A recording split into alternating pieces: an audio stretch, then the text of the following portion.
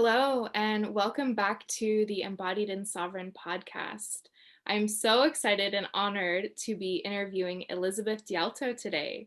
So, I have been kind of a lurker follower of hers on social media. I've interacted a bit, but for several years now, and I discovered her, I believe, through just like the embodiment realm, the embodiment world on social media, and I just instantly fell in love with her style. I really love her spunkiness, her fierce honesty, her deep compassion, and her willingness to peel back layers of common perceptions to reveal truths that lie underneath. So, um, for me, her wisdom combined with this real world relatability makes her all the more remarkable in this day and age, in my opinion. Oh, thank you. She is the host of Embodied podcast since 2015. She is the founder of the Institute for Embodied Living. She is known for her raw, honest, and grounded approach to self help and spirituality. Elizabeth specializes in helping women embody self love, healing, wholeness, and liberation. Her body of work has evolved out of the 12 plus years of experience across several fields, including fitness, self help, wellness, spirituality, coaching, personal development, and healing. The last 7 of which she spent helping women untame themselves. So, Elizabeth, thank you so much for joining me today. Thank you for having me. So, when I first found you online, I just remember feeling so incredibly refreshed by your unbridled honesty, combined with this inquisitive curiosity and heartfelt compassion. And since I'm always curious myself how certain people like evolve into the well-rounded humans that they become, can you share a little bit about your own process of self-discovery and evolution, and even maybe perhaps like what you struggle with the most or what came easiest for you? It's a Sure. big question. That's a big question. So actually, what comes easiest for me for real is just is saying what I mean and meaning what I say Mm, and telling the truth. I mean, and not being overly concerned with what people are going to think. mm, And I always tell this story of I was like 6 years old and I was in the car with my parents, and my mom was like going on and on about something that had happened at work that day. And she was like, but then I just decided that I shouldn't care so much what everyone thinks of me. And she looks back at me in the back seat. And again, I'm 6. And she goes, I learned that from you. And it stood out to me because as a kid, for your parent to be like, I learned something from you, you're like, what the hell? Like, I don't understand. Right.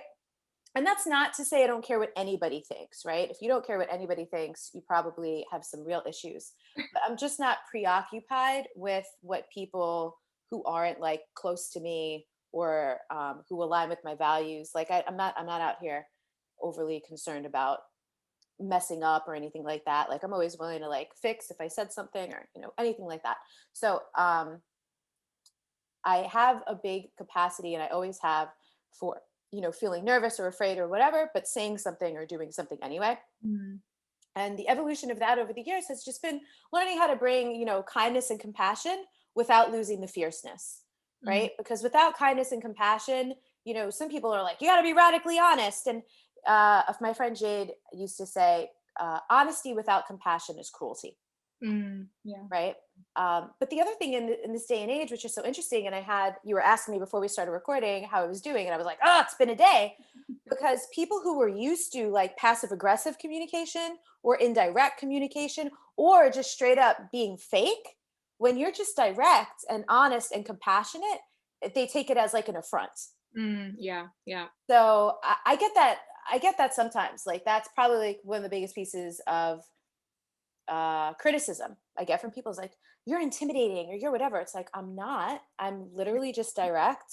Everything I'm saying with like love and kindness and compassion. And, for some people, it will not land that way. And Yeah, that's okay. yeah. And part of the embodiment journey has been getting really okay with that I am not for everyone. Yeah, One of absolutely. my biggest wounds for me, probably the biggest, is like the too much wound. And I remember at one point last year, I wrote a post that was like, you know what? Maybe I am too much. And like, maybe you are too. Because honestly, of course, I'm too much for some people. And of Mhm. course, some people are too much for me, right? Like, we don't have to resonate with everybody. Mhm. And Yeah. so, over the course of my life, as I have moved through different career paths, I started my career in sales and marketing. I went into fitness. I was a personal trainer. I started to get more into like energy healing and that kind of work, and psychology and archetypes and spirituality and embodiment, sensuality, all the things that I do now, especially the more mystical and spiritual things that I do now, like working in the Akashic Records. And of course, I lose a lot of people as I continue to like grow and evolve and shift.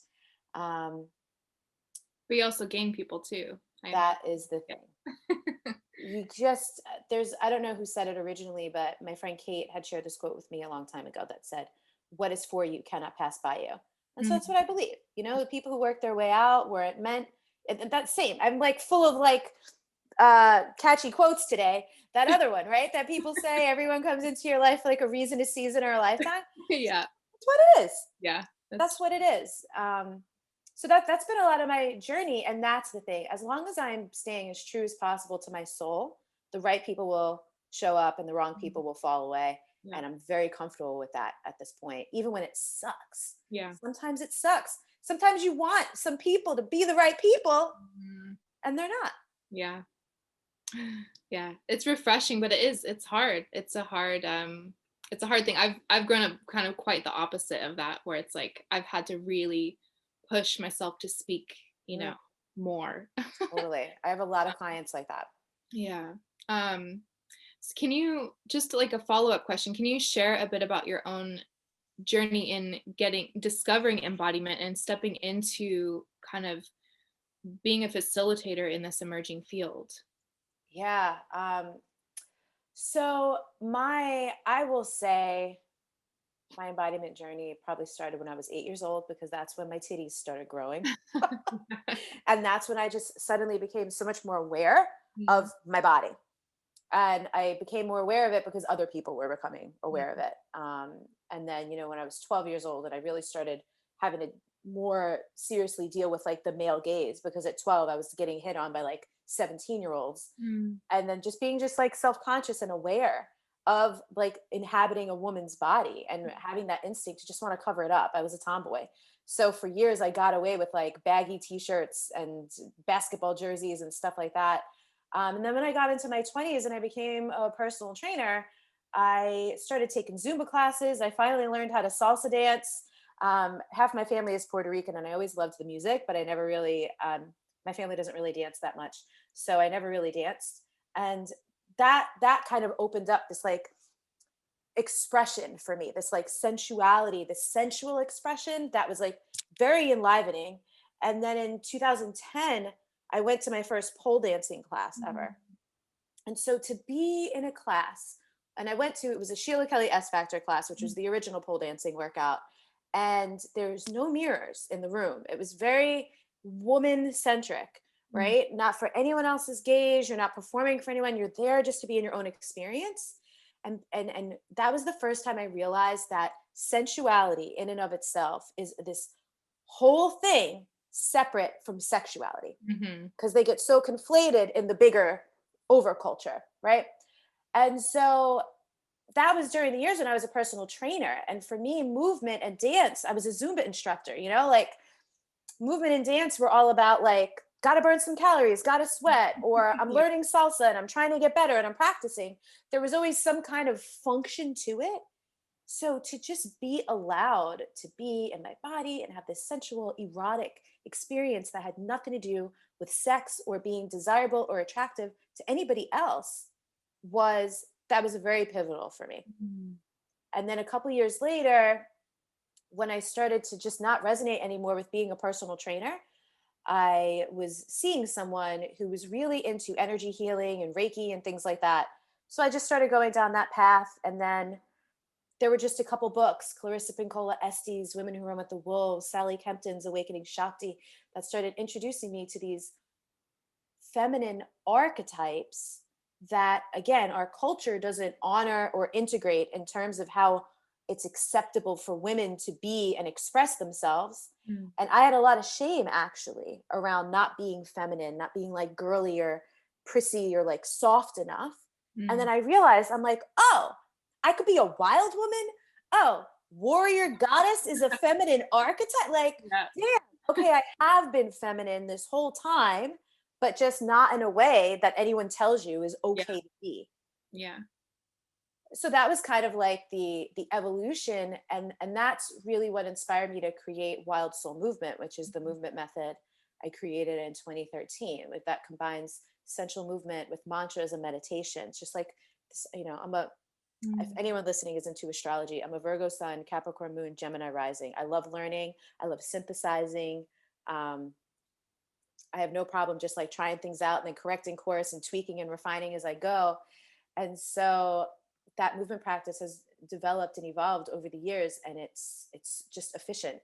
It's a healing tool. It helps people Mhm. get out of their head and into their body, but also integrate the physical, mental, emotional, and spiritual. And that's what I love so much about embodiment, right? Because I didn't have the language for it at the time, but in my 20s, when I was starting to dance salsa and get into erotic movement and connect to my sensuality separately from my sexuality, I was also having an experience of connecting with the divine in a way that certainly my Catholic upbringing had not given me access to. Yeah.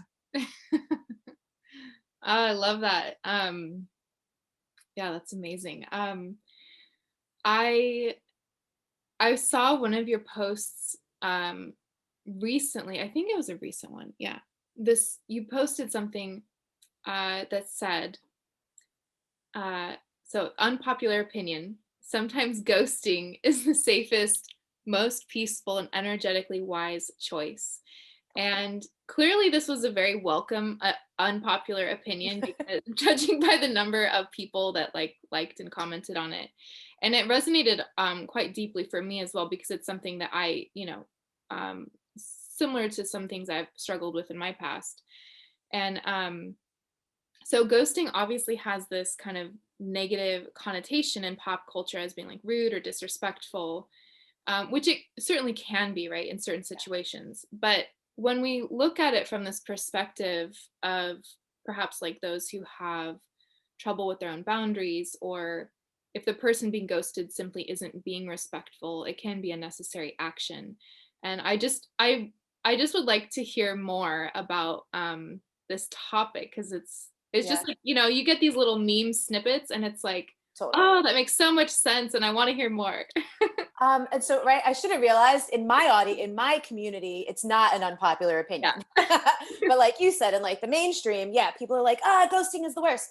And Yeah. there's also, we do live in this meme culture, and I see sometimes these like, there's so many psychotherapists on Instagram like dropping their memes and stuff now, and I'll see people being like, ghosting is a sign of emotional immaturity, or ghosting means you avoid conflict, and I'm like, not, excuse me, not always, because sometimes people are emotionally abusive or dangerous or narcissistic, or like there's something going on, and you can't say to them, I Mhm. need to go or I need to exit. Like a couple people even commented on that post, like I had to wait until, I remember one woman commented that she had to wait until her ex was at work to move out, Yeah. so it would be safe for her to leave and she could actually get out of the house. That's the type of stuff I'm Yeah. talking about, Yeah. right? Or when people have just proven that they're just going to fight with you and argue with you or gaslight you or verbally abuse you, you don't owe those people anything. Yeah. We never have to tolerate abuse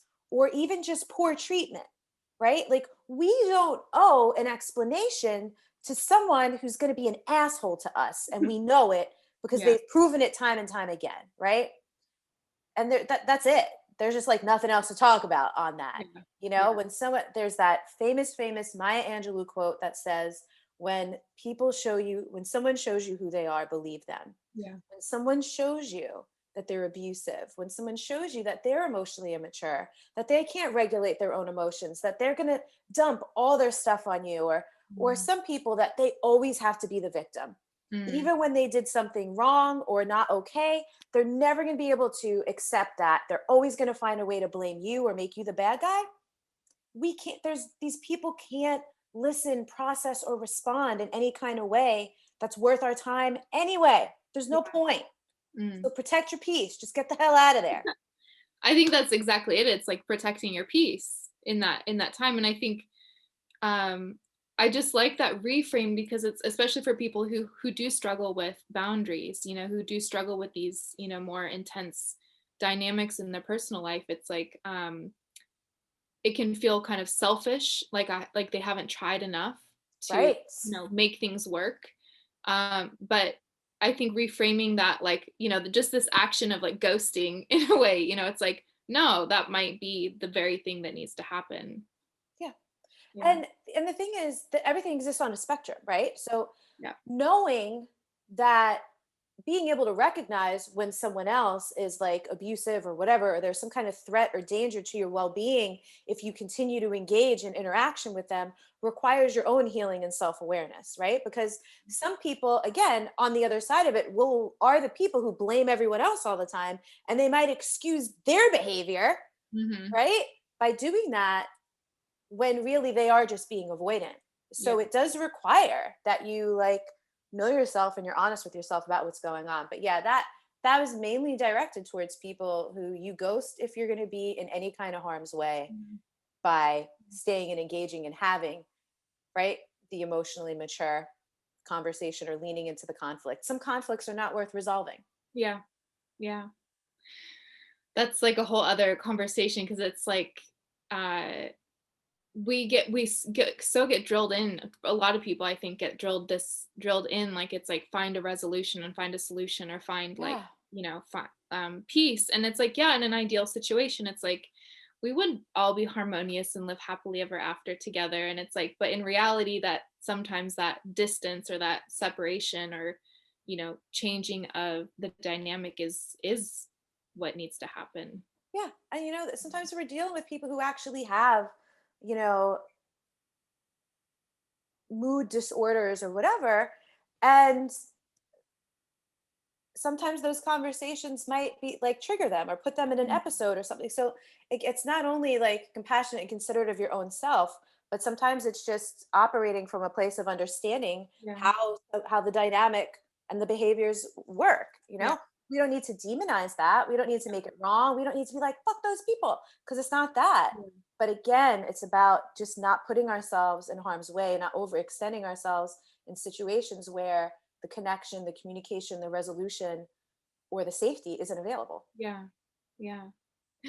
So on a similar topic, you did a podcast episode last year on called "Learning to Respect Yourself," Yeah. and you shared this amazing quote towards the beginning that where you said, "Self-respect is where people-pleasing comes to die," and I felt that like the younger me was just like, "Yes, that is like."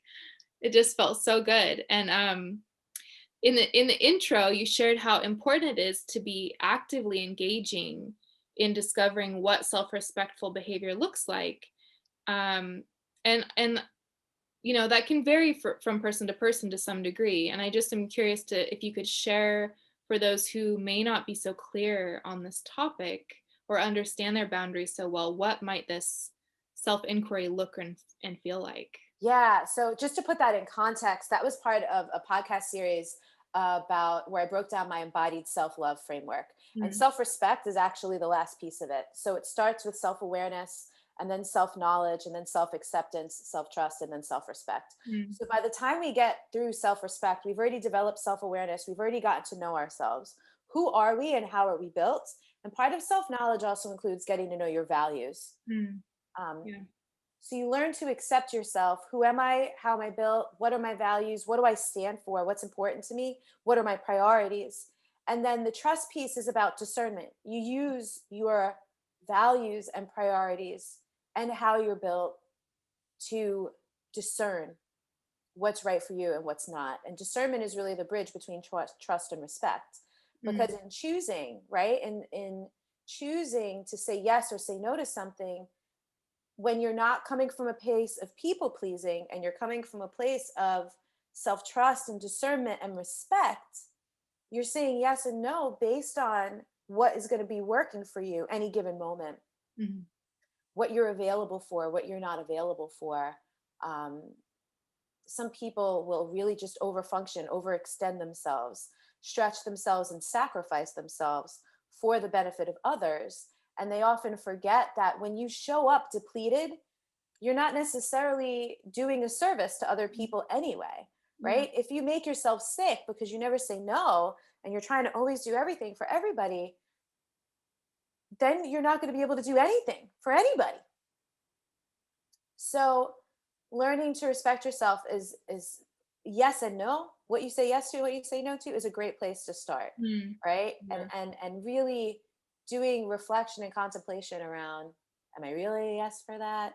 You know, would I be better served to say no? And also learning how to say no with grace. You know, like one of Mhm. my goals when I say no to people is that my no feels just as good as a yes, you Mm. know? And I don't need to like bullshit people, but to just be like, I would love to do that, and I'm not going to be able to do that on that day. Mhm. We don't have to over explain ourselves. We don't have to give these big explanations or make excuses or anything. We could just be like, thank you so much for thinking of me. I'm not going to be able to do that, but I hope it goes amazing. Yeah. You That's know? beautiful. I love that, like, having that, yeah, having that be the goal, that it feels just as empowering too. Yeah. And Yeah. then you know what I love about this? The side effect of this is that it also cultivates trust between people. Not Mhm. only are you building your own self trust and your self respect through self honoring in that way, but when you say no to people, when you mean no, they can trust your yes. Yeah, Because absolutely. then they know that when you say yes, you mean it. Mhm. I love that. Yeah. I had a friend Uh, tell me that once. She yeah. asked me something. She asked me if she could borrow something. And I Mm. said no because I needed it. And she's like, God, obviously it would have been cool if you said yes, but I love that you said no because now I know when you do say yes, you really mean it. Yeah. Because we've all been on the receiving end of like a reluctant yes, Yeah. and that sucks. Yeah. Then we feel like we're forcing someone into something when really they just needed to say no. Yeah. Yeah, or it feels like, like the people pleaser might think like, "Oh, I need to like repay them," or, there's like this unconscious like Yes. obligation or something Because like that. and all that is rooted in codependency, Yeah. right? The like the tit for tat, tracking other people's experiences, all of that stuff. Yeah. So to follow up on this, in that same episode, you made this really amazing distinction between compassion and tolerance, and I think it's like to most people it's obvious, like those are different terms, but like you shared, as women especially, we're often unconsciously taught this, through our family, through the media, through our culture, that these are kind of the same thing, like they're enmeshed. And would you just share with the Yes. listeners, yeah, this discernment that you made between You know these? what? I keep thinking, do you use the video for this or do you just have it on so we can interact? Well, I have it on. That's the primary thing. I will put it on YouTube, Okay, that's but cool. I was just thinking about it because we're doing this interview at like the end of a like long and wild day for me. So uh-huh. I keep like exhaling. I'm like drinking a smoothie over here because I literally had no time to eat. And I'm like, if this is on video, like I don't care. I was just noticing that you're really getting like raw, unfiltered more so than usual. But that's the beautiful thing. Like I really appreciate that, because it's like I've done similar videos with people, and it's like I'm like, I look like shit today, but I'm doing it anyway.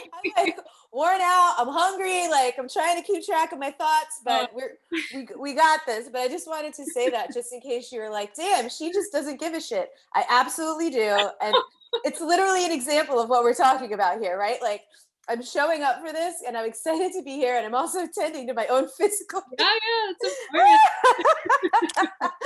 I thought because you were talking, and I was like, whew, I caught myself breathing, and I'm like, I hope she doesn't think I'm bored or anything, but I'm just like catching my breath over here from one thing to the next. So anyway, to answer that question, and even why I say that, right, is because I'm being compassionate with myself around that this is where I am right now. Like I'm Yeah. tired and I'm a little messy in this interview, and it's fine. I'm not going to judge myself, but I can name it. But we have compassion for ourselves. We have compassion with others. The difference is it goes back to like that question that you asked about ghosting. Mm, When we're overly tolerant, we accept poor treatment, yeah. right? Compassion can look at poor treatment and be like, damn, that person really must have a lot going on if that's how they're behaving. Yeah. And compassion goes, I see, I might not get it, I might not understand it, but I see that that's what's going on here. Doesn't mean I have to take this treatment. Mm. Tolerance would take the treatment Yeah. and be like, well, they have trauma, or they have this going on, or they had a really hard day, or whatever. And I'm like, no, no, no, no. Because if I, for example, am taking something out on somebody else because I've had a rough day, I would want that person to be like, hey, are you okay? What's going on? Mhm. Why are you talking to me like this? I actually had a whole friendship end over this last fall because a friend of mine, she was actually setting a boundary with me, which is cool. I friggin' love boundaries. But the way she did it, and we were close friends. I'm not one for tone policing strangers, but this wasn't a stranger. This was a close friend of mine. And the tone she took with me, it was like, really felt like she was being an asshole. I knew she wasn't. Yeah. And so I said to her, I was like, it kind of feels like you're being an asshole. And I know you're not. So, like, what's going on? And for her, she thought she just decided that I was calling her an asshole. Mm. She's like, that's not a feeling. And I'm like, you know what I meant. Like, you know how I talk, Like, the words I used didn't land for her, but what I was saying was like, hey, like, why are you talking to me like this? Mhm. Like, I'm cool with your boundaries. Like, you don't have to be that way with me. Like, what's up? That is being compassionate but not tolerant, Mm. because I literally don't care who you are. If you're talking to me like I'm just like some piece of shit, I'm going to be like, hi, what's happening? Why are we doing this? And but some people just don't want to be called in, called out, or be reflected back like, hey, this isn't cool. Yeah. Yeah. Right? There's something I wasn't saying like, whatever. She took it the way she took it, and which was good to see in that relationship, right? Like, Mhm. apparently we didn't have that big of a bond if all it took was one thing for her to be like, well, you did it. And I was like, okay, okay, cool. I think we could be complete here. Like, Yeah. with your close friends, you're usually able to be like, okay, cool, got it. Little misunderstanding. You said this, whatever. Mm. So like that's an example. I was coming with compassion for being like, I know you're not an asshole, but it feels like you're being. So why is this happening? Mm. Because it was an anomaly, right? It wasn't like this person behaved like this all the time. Mm. So Yeah. that's the difference. Like, compassion is going to be able to see that something is going on that's like off or unusual, or like someone's going through something hard, and be like, huh, what's up here? Compassion is accepting of the person and where they are, not the treatment. Does that make sense? Yeah, absolutely. Yeah. I think it's such an important distinction, and I think people, kind of have to figure that out for themselves to some degree, but just having that like kind of, barometer of guidance is really really helpful. Totally. Yeah. So I you mentioned earlier, I wanted to ask about this, that you do Akashic readings, Hmm. right? And I absolutely love this kind of work. I don't do it myself, but I find it just so fascinating and um even more like compelling when it's somehow like, grounded in some kind of tangible, like external verifiable way. And I know that doesn't always happen, right? But I'm just kind of like, when children are having like these past life Yes. memories of things that like could Yes. not like there's no Yes. way they could know Yes. that, right? It's like, what? So I'm just curious, like if you have any stories like that that you could share, obviously without giving away personal information, but that you could share that like kind of is like that. I mean, all the time. Yeah. It's Or like, like one or how much two. time we got? Yeah. I did like 200 readings last year. And it happens like almost every time with something or another. You know what comes right to mind though? I did have a reading with a woman probably like a month or two ago where she was having something, people ask about all kinds of things. Sometimes people will ask about like physical body or pain or health stuff. And I have some boundaries around, what things I will. There's always guidance. I'm Yeah. always receiving the guidance, but there's just some things that I'm not comfortable, that don't feel appropriate to address in the records. I would rather Yeah. someone address it with a doctor. Yeah. So, but it was just like some pain in her shoulder. And that's all she had said. And I don't remember the specifics of it, but I do remember being like, okay, cool. So it's on your right side, right? And she was like, yeah. And like, that's just like one of the simplest examples I could give you. Mhm. Like, she didn't give me that detail. I didn't know this person. There was like, it was just like in the moment being like, okay, so it's on your right shoulder. Right. Okay. And then there was just like two little things that I needed her to do. And then the pain kind of lifted, Mm, which was mhm. cool. So Yeah, like that's like one of the simplest examples that just yeah, like that popped in. yeah. Um, and then let me see if there's another like easy example that's not too super personal to someone.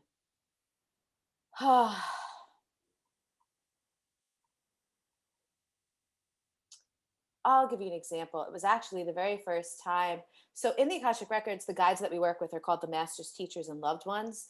And the loved ones are literally like people's loved ones that have Mhm. passed. And so it's not like full out mediumship, but every once in a while, a loved one will show up. Yeah. First time that ever happened, I was reading for someone whose mom had died when she was 14 years old.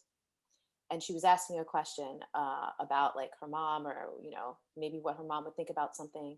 And I was like, oh well, she would say da da da da da, and she's like, that's like literally exactly something my mother would say. And it was just like, because for real, like this woman was like 2 decades older than me.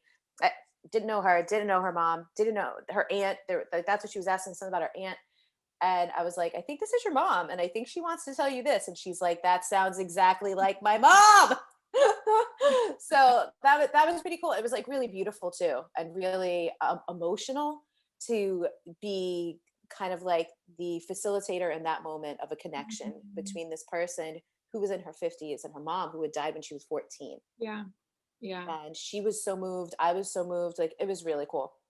I love that.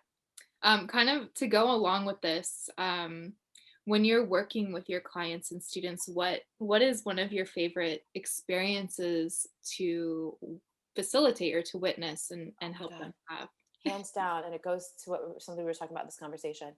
When someone comes and tells me that they set a boundary they did not used to be able to set, or Yeah, like they said no, or they used their voice in a way. Actually, when you were saying earlier that your experience was opposite, yeah. you made me think of one of my longtime clients who has really started to like speak up and use her voice and set boundaries for herself, especially at work. And like, they make me, my students and clients make me cry all the time. They're like, oh my God, I said this thing, I did this thing, I used that. And I'm like, oh my God, yes. And then sometimes too, I actually have a couple over the years, people who have literally just connecting to their like self-love, self-care, self-worth, have gotten themselves out of abusive relationships, Mm, precarious financial situations, started businesses. I mean, one woman especially I think of, who is one of my favorite clients ever, just grew up in immense poverty. And mm, she left an abusive, in the time that I've known her, she's left an abusive relationship. She started a business. She was able to move out of living with her family where she had to move back into for a while with her son. So her and her son got their own apartment, and like getting to decorate and be in her own space. She had um, never had her own space before, mm. and she was in her 30s. And that was just like the most. I remember we were on Zoom and she was like showing me around her apartment. And I was like Oh. sobbing. So stuff like that. It's just so Yeah, amazing to see when the work works. yeah, yeah. I love that. Yeah. Um, let's see here. I have a few more questions. Let's see. So you've had your podcast Embodied since 2015. And I know you've interviewed some really remarkable people over the years yourself. And so I'm just curious if you can share perhaps one of your all-time favorite interviews and what made it so special. Oh, I'm gonna go with the person who popped into mind first was Adrienne Marie Brown. Okay. And what made it so special is her book Emergent Strategy is one of my favorite books about social justice, collective liberation. She calls her work transformative justice, and she comes from a very embodied somatic nature and um, oriented approach, and very relational approach as well. And she was like super busy, about to go on a sabbatical. Like, I really, part of what made it special is I think that was one of the last, I think the person on her team told me it was like the last interview she was doing before Mm. she was going to, she was literally packing her suitcase during the interview. She's like, hey, I'm so sorry. Like, I got to be packing this bag. I didn't want to cancel the interview. And I'm like, girl, no worries. She was like, you could hear like zipping up and like putting things in the suitcase in the back of the interview. But she's such an incredible thinker, writer, speaker. And I love her work. I respect her so much. So that was one of my very favorite conversations, because Mm. she also is one of those people who is just like an embodied healer and practitioner, and just sharing any kind of space with people like that, you feel it. Yeah. Yeah. Oh, cool. I'm not familiar with her, so I will have to check her Oh out. my God. She's amazing. She also has more books, Pleasure Activism. And she also, her more recent book is called We Will Not Cancel Us. And I think she has another one coming out. I don't remember. I think I literally just saw last week she has another one coming out, but I don't know the name of it. Okay, awesome. She's great. Um, and then, oh, kind of along those same lines, like, who or what is one of your greatest sources of inspiration and why? Oh, okay. So what popped into my mind immediately was the goddess Durga. Mm. Mhm. When in 2013, when I was kind of on this path into like wild womanhood, I was reading a book called Awakening Shakti by a woman named Sally Kempton. And she uses 9 of the goddesses from the Hindu pantheon to explain these archetypes. And it was when I got to the chapter on the goddess Durga, who has 8 different arms, for anyone who's not familiar, 8 different arms, and there's a different implement in each hand. She has a sword in one hand, prayer beads, different weapons, lotus flower. That's what I was trying to say. And she rides either a lion or a tiger, and she's both like this warrior goddess, but also the divine mother. Mhm. Yeah. She's so fierce and she's so dynamic. And that that for me, I identified, like I saw myself in that so much, kind of like I was mentioning earlier. I have an illustration. I found, he sells them on his website now, Ekabumi, and actually he's a good friend of mine, the man who did the illustrations for the book, which are stunning. But at that time, I like literally hunted him down, looked him up, found his email, messaged him, and I was like, I must own this print. Like, this is so valuable to me. Um, and just knowing that was a way to be a woman. Mm. Yeah. You could be fierce and you could be soft. You can hold this mother energy and hold this warrior energy. Really helped me to start to learn and embody and embrace like how dynamic love actually is, Yeah. Yeah. and how dynamic womanhood Yeah. really is. It's not just these like maiden, mother, whore Hmm. archetypes that society basically just acknowledges those, right? And then and crone really, and then when you get older, you're like put out to pasture. Yeah. There's so many more ways to be a woman, and so dynamic and multidimensional. And so that was one of my biggest inspirations, to just be my whole self. Mm. And just to make like a little note here about cultural appropriation, I don't teach Durga classes or anything like that. I don't sell, I don't do anything. It was just very personal relationship I developed with her still to this day. Like, that energy and that archetype means so much to me. Yeah. Um, and that it was so inspiring, because it just gave me permission to stop trying to be any kind of feminine or woman or embody any energy that I just don't have, you know? Yeah. That's Or that never, doesn't resonate. no, I'm never going to be dainty. I'm never going to be one of these like, very delicate type Yeah. of like feminine that some people really like. That's Yeah. cool, but it's just not me. Yeah. I love that. I'm familiar with Durga and the yeah, the different goddesses, and Oh, she's powerful. super powerful. I mean, there's all these other goddesses um, that I love so much, but it's a big one. Yeah. Um and then do you have any like simple like favorite embodiment practices that you do yourself that you can share with the people listening? Yeah, whenever people ask me this question a lot, and I love to just say breathing. Yeah. Just literally, I mean, that's why earlier, again, like I came into this interview after having like a very full kind of intense day. And, you've heard me or you've seen me if you're watching the video, like a couple of like very big exhales. I didn't mean to do them audibly, but that's how it came out, Hey. which is very regulating and grounding in the nervous system. But really the simplest thing, like throughout the course of the day, like I notice my breath. A lot of the classes that I teach in the Embodied Living Center, I start out the practice, whether it's wild soul movement, erotic body, meditation, with notice the sensations of your breath. Because that's literally something I do several times throughout the course of the day, right? Like if I notice I'm kind of just like running around or whatever, I'll just like take a breath. And it's not always like a deep inhale. Often it's more like Yeah. the releasing, the Yeah. reset, the refocus is like, all right, let me exhale something, whatever. People say inhale the good shit, exhale the bullshit. Mhm. So that, the simplest is that. And then my other favorite is I really love, wild soul movement will always be, you know, one of the most incredible practices of my life. But the erotic movement, just to put on a song Mm. and close my eyes and just let the music come into my body and let my body just kind of like roll with however she needs to move.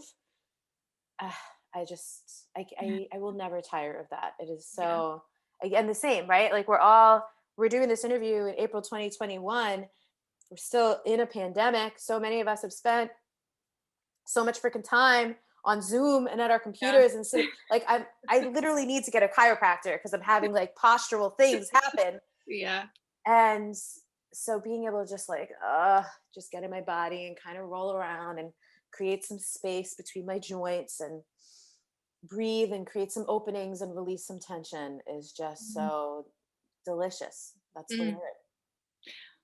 I love that. I just wanted to share a couple things because they popped into my mind, and I actually find it refreshing that you are showing up in this space the way that you are, because like I have had this tendency of like having these deep sighs a lot of times in public, and like I don't even I wouldn't even notice that I'm doing it.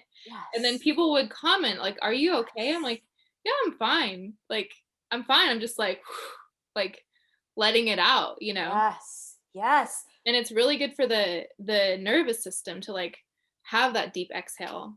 Yeah. It's also just good for us in general to be expressing how we feel Yeah. and not holding it in.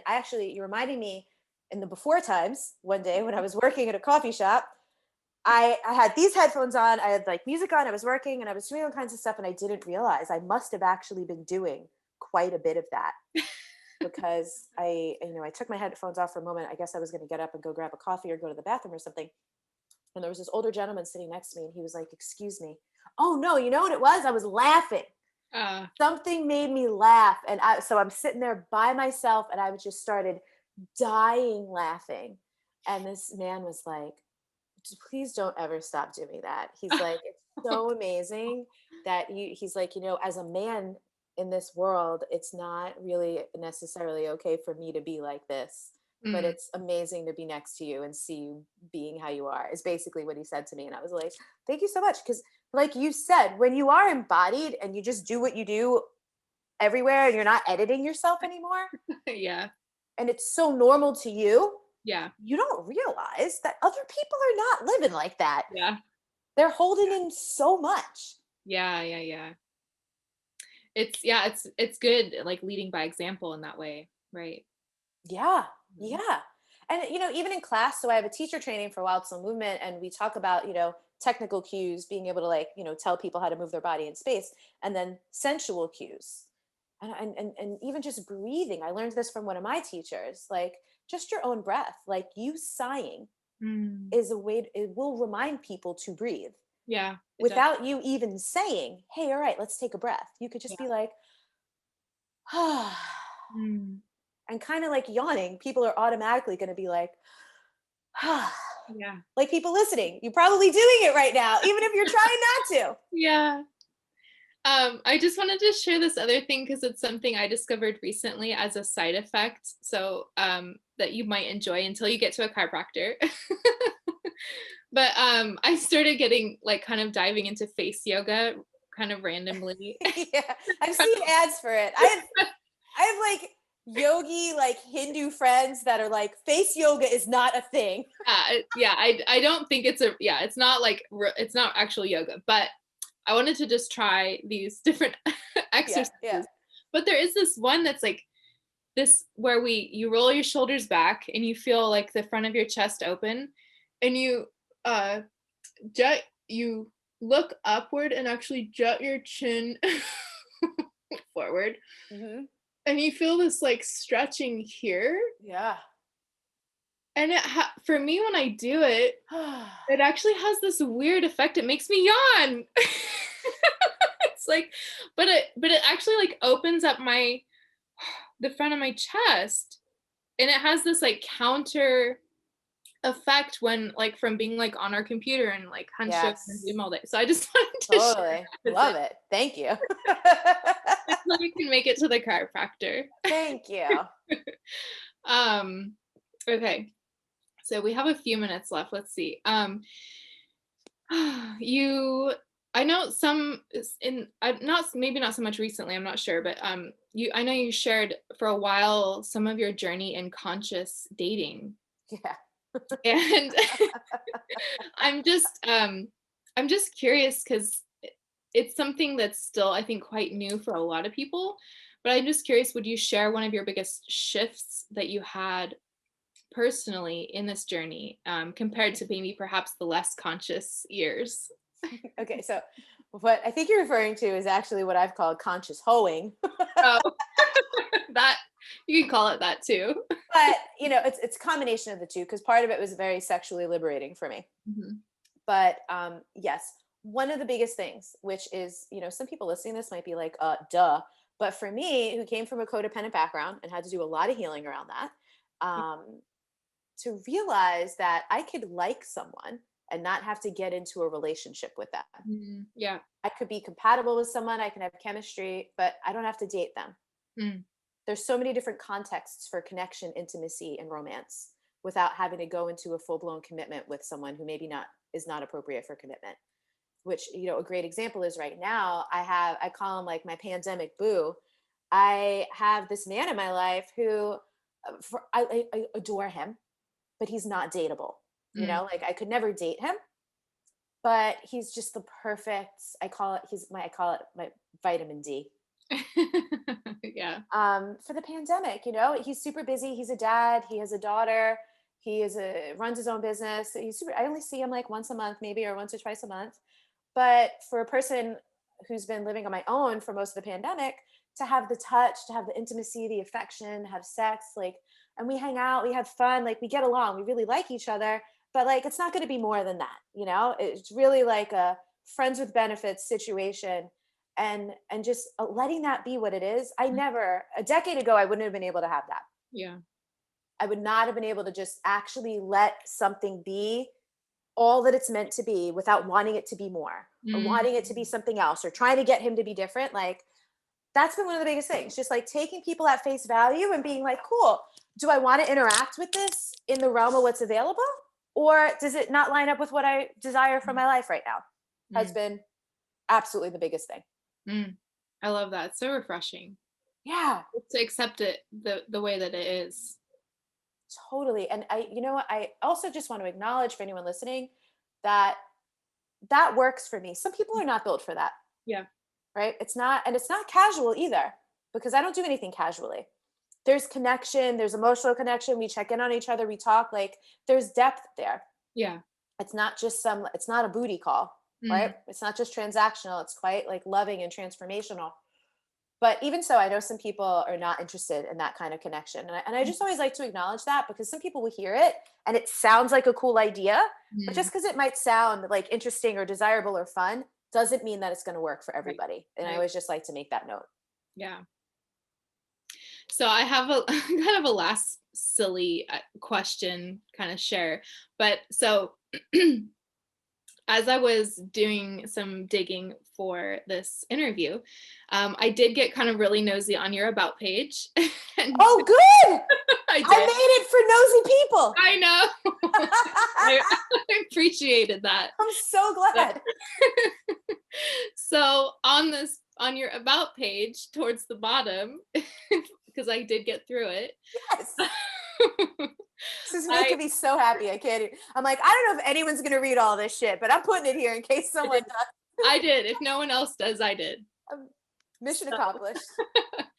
I I read that you sold Cutco knives Yes. and quite well. You said you were in top 10 in the nation. And I noticed at we're almost the same age. We're only like a few weeks apart. I'm August 22nd. Oh, no way. 1983? Yeah. Yes. Woo! Virgo. Leo Virgo, yes. Oh, you're the cusp. 22nd Yes. is the cusp. Yeah. Okay. But I actually sold Cutco knives that same year at 19 years old. But Stop. I was probably like the 10th worst in the nation. And on my last demo in some lady's home, I don't even remember Oh, who she was. no. I was, You demo. didn't cut yourself, did you? I sliced through my finger while I was trying to demo with the tomato. And I literally decided, I'm like, I'm I'm done. not cut out for this, right? Oh my God. When we stop recording, I'm going to ask you who your manager was because I probably know them. I That's don't if even you remember. remember. So funny. But you've kind of explained this a bit already, but like that feels for me that's like a totally different life ago. It So really is. such a different life compared to my life now. And Yeah. I'm just wondering if you have any like funny or silly stories from that back in that time. Oh my God. How much time you got, Megan? I worked at Cutco. So the summer I was 19 years old, I sold $48,252 of knives to people. Wow, that's good. And then the summer I went through their management training. The summer after that, I was an assistant in an office. The summer after that, I ran my own branch office. And when I graduated college, I ran the Washington, D.C. district for a couple of years. I was recruiting and training and like um, all this stuff. And God, I would go on the incentive trips. I literally, I can't even, like, I have so many stories. I wouldn't even know where to start. Yeah. But I'll tell you a little scandalous one that's embodied. That's fun for me Okay. to All tell. right. Is that in 2006, the company trip, I mean, if your office sold a certain amount, you qualified for the company trip. And that year it was in Cabo. Mm, And so there was another manager in the company. So my office was Washington, D.C. His office was out in California. And I was super attracted to this dude. And that environment, like that kind of like sales company is very much like work hard, play hard. And at the time, I don't know, I was probably like 23 or 24. So I was still in the binge drinking years of my life. mm, And so I ended up hooking up with this other manager in the company. And that's not really something that is encouraged or endorsed. yeah. And one of my dearest friends was actually my superior, my division manager. And he like basically caught us in the act, which is just hilarious. My best friend at the time, who was another manager in the company, we were sharing a room. And so she knew I was in the room with this dude, and our other friend, he like had a feeling we were there. And so he was trying to be like, oh, hey, let's go. Is Elizabeth back in the room? Like, what's going on? And she was like, no, I don't think, like, she tried her best to get him to not come to the room. So it was literally like the only time in my life I ever had to like try to like hide a man, and it didn't work. Like, it all came out, it all happened. And my manager slash one of my dearest friends was so upset. Like, we still joke about it. I mean, I'm still friends with that man. Like, it was just like a like little fling thing. And we still remember just like how freaking funny it was. He then wrote my friend, he gave him like a postcard, like, and I'm sorry, like, I respect you, blah, blah, blah, like nothing personal or whatever. And my friend slash manager like ripped it up. It was so it was just, the drama and the scandals of like intercompany things you're not supposed to be doing, but are absolutely going to happen on a sales trip at an all-inclusive resort, Right. And in your early 20s too. And in your early 20s. Come on now. Yeah. So that had nothing to do with selling knives, other than that's why I was on that trip. But that's Yeah. one of my favorite stories from that time. Well, I think we're at time. So I just want to thank you so much for taking this time with me today and just sharing your wisdom and your humor and your laughter. And it's been an absolute pleasure. Oh my God, you too. You are so sweet. These are great questions. And also, obviously, as someone who's had a podcast for a really long time, I really appreciate the time and effort and energy that you put into preparing all these great questions. Like, I can see you like, okay, we got this question. And I can tell like you really put a lot of time into that. So I really appreciate that. And it was super fun getting to actually like connect with you off of Instagram. So if you want to find out more about Elizabeth and her work, go to untameyourself.com and you can take her Wild Soul Archetype quiz. I did it, by the way. It's really fun. Oh, what was your first one? My first one was, hold on, is the Divine Mother. Ooh, Yeah. And you can also join her wait list for summer enrollment for the Embodied Living Center. cool. All right. Thank you. Thank you so much. Thank you so much for listening. If you enjoyed this episode, please subscribe, rate, review, and share. I also have a special free gift for all of my listeners. Just go to meganhart.coach/gift. That's MEGANHART.COACH/GIFT. All my love to you. Until next time.